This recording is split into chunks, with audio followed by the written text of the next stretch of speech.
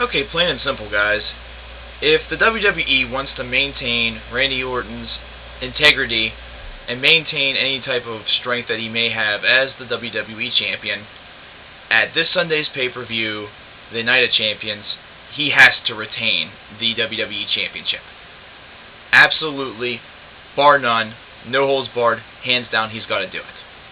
They have got to make this booking decision, and they've got to be willing to do this.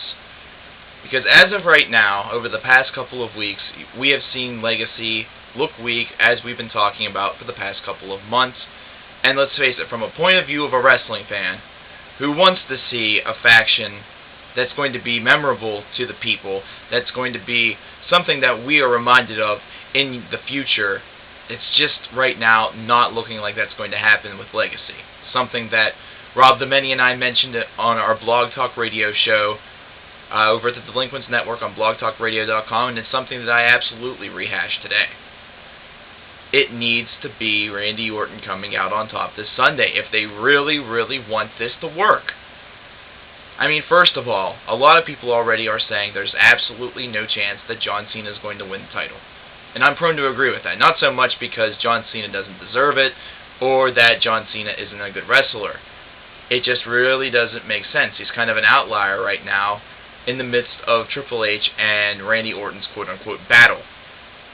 So John Cena winning it, while it would be a surprise pick, and it would be a real surprise for everybody, I mean, it would just sort of leave the whole entire game really with a giant question mark at the end. There were rumors that were saying that it was going to be John Cena versus Triple H at SummerSlam. Take those just as rumors, folks, because the only way that would make sense would be if they were able to build up some sort of ridiculous angle in the next 4 weeks that would make it make sense. The way that the WWE has been booking lately and the way that things have been done, I really don't see this happening. In fact, I give it roughly about a 5% chance of this coming anywhere close to fruition. Do not look for that to happen. And then everyone else is saying that Triple H is going to win because he wants to be a 14-time champion to be one step closer to Ric Flair. This is the route that I am very, very fearful that they are going to take.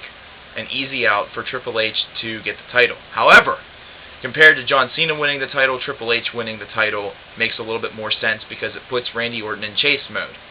And it seems to me that whenever Randy Orton is in chase mode, the storyline works a little bit better. Things just go about themselves a little bit better whenever Randy Orton is chasing the title.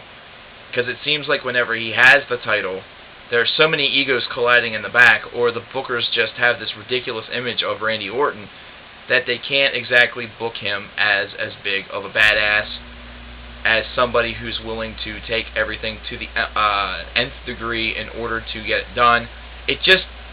They seem to really go about the whole angle in a completely different manner compared to when he doesn't have the title as to when he does. But in my opinion, even though he is the title holder right now, and in spite of the fact that I just presented to you guys, if the WWE wants this angle to continue, if they want Randy Orton to continue to have integrity, to continue to get the boos, to continue to have the respect of the fans by not having any of their respect, if you understand what I'm saying, which I'm sure most of you smart wrestling fans out there do, if they want that to continue, and if they want the Legacy gimmick to continue onward, which I think that they do, at least until SummerSlam, and then after that it's kind of murky waters ahead. But if they want that, they really need to keep the strap around Randy Orton. Because even if he goes back into that chase mode, even if he's thrown back into that kind of, I want to say that little psychic hole where he has to go after the title, where he has to prove himself again to be the best, it's just not going to be the same. The potency is going to be long, long gone.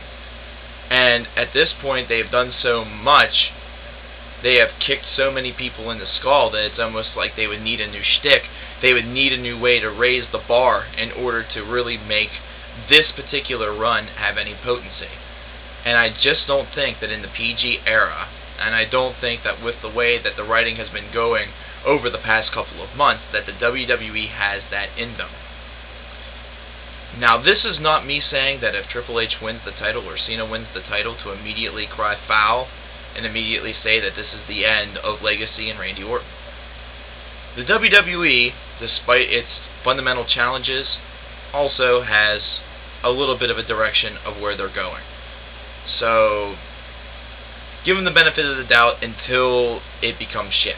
Whenever it becomes shit, then we can cry foul. However, there is one thing that I definitely need to cry foul about, and that was the presence of ZZ Top as the guest host on Monday. I realize this is Thursday. I'm a little late. Not really. We talked about it on the Delinquents Wrestling broadcast over on Delinquents Wrestling here on YouTube, and we talked about it at length.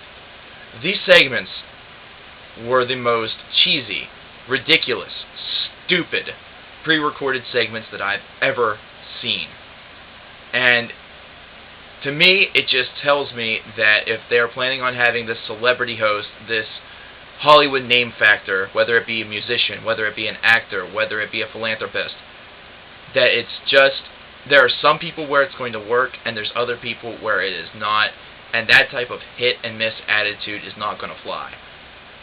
It flies in the boardrooms because they realize that wrestling fans of my age and my distinction, as well as wrestling fans of maybe the younger age and the younger distinction, will still tune into the product to see the product. However, we're not necessarily going to enjoy each and every segment. And really, it's not in our place too. We're supposed to dislike the segments that involve the heels, and we're supposed to cheer for the faces. Obviously, we're in a much different environment now where a lot of people are Randy Orton fans, Edge fans, etc. But if they continue to produce guest segments like the ZZ Top segment that were just boring, that had absolutely no life to them, that made me tune into a Pittsburgh Pirates game as opposed to Raw, Vince needs to take note of that. The Seth Green segments were alright because at least they were amusing. At least the interaction that he had with Triple H and Cena amused me. You know, and that might just be the works of working alongside of a comedy writer. Of course, Seth Green works on Robot Chicken, and he worked on numerous shows prior to that.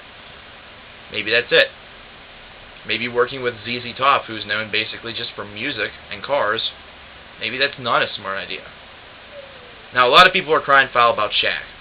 I even said on the Delinquents Wrestling broadcast, I hope there's a SHAQ attack. But knowing what SHAQ's capable of doing with a microphone in his hand, knowing how really intelligent that he is to the workings of sports, and really how well designed that he is to be a sportscaster after his career is over, I'm actually looking forward to Monday because I think this has the potential of being very, very enjoyable. However, I also think that regardless to whether or not Randy Orton wins, this is going to be another bad night for Legacy because SHAQ does have the tendency to warm to the crowd and love the crowd. And that just comes with being a professional athlete. Being a professional athlete is very different than being a professional wrestler. However, guys, I want to know what you guys think about Night of Champions. I want you, either on this channel or the Delinquents Wrestling channel here on YouTube, to either send us a message, leave a comment, or give us a video response based on your predictions for Night of Champions. Do that, and I actually have an apology for the Delinquents Network, the Delinquents Wrestling broadcast, to Celtics fan 98. 96, I think it was. I'm sorry. Spencer. We unfortunately forgot to mention your name in the video for last week's Victory Road predictions. You won. You were 7-2. The next closest competition was 4-5. So congratulations to you. I'm going to extend this to you personally. However, if you win again, I promise you we'll definitely get you into the video this time around. We were a little rushed this particular week, and maybe we'll even do a little bit more for you. But alright, there's your challenge, guys, and I hope you guys continue to watch. I realize I don't make videos as often as I used to under this account.